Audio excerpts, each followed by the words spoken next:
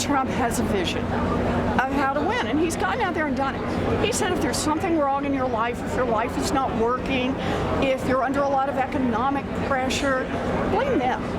Blame people who don't look like you, blame people who don't sound like you, blame people who weren't born where you were born, blame people who don't worship like you. Well, I have a very different story about what's wrong. What's wrong right now is that we have a government, we have a Washington that works great for the wealthy, for the well-connected, for the people with money. It's just not working for anyone else. But in a democracy, we got a chance to change that, and that's what 2020 is. All right, thanks so much. Here is the irony, and I hope everybody in America knows this. We right now in Detroit, Michigan. You and I can take a walk. In 15 minutes, we'll be in Canada. In Canada, when you have major surgery, which would cost hundreds of thousands of dollars in this country, in Canada, you don't take out your wallet.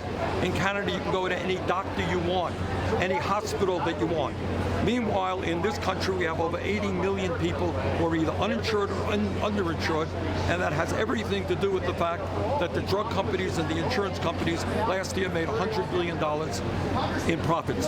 The function of health care is to provide quality care to all, not to see the drug companies and insurance companies make billions in profits. How are you going to go to tell people in my congressional district in Youngstown, Ohio, that they're working their rear ends off to provide health care for their families, that an undocumented person in the country is going to get free health care?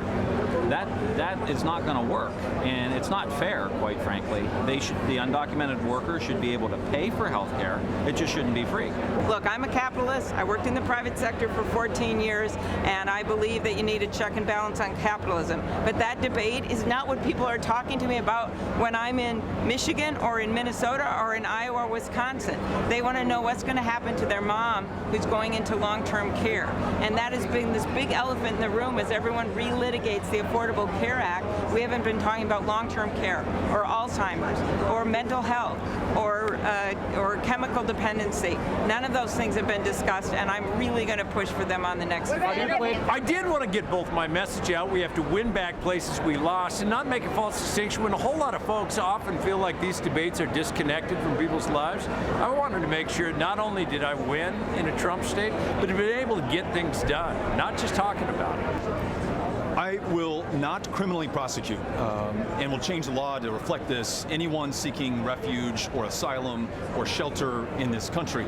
But if we rewrite this country's immigration laws, give you a safe, orderly, lawful path to work a job here or join your family, if we help those countries in Central America that are having such a hard time, then I expect you to respect our laws. And we will reserve the right to criminally prosecute those who do not follow our laws or who try to defraud the government of the United States. No one on that stage has shown an ability to turn big ambitions into reality more than I have. So when people can't defend their positions, they say things like, well, you're not being ambitious enough. It would be like saying to John Kennedy when he called for us to put someone on the moon at the end of the century, or the end of the decade. Well, you didn't call for it to happen by the end of the year, so it's not a big enough idea.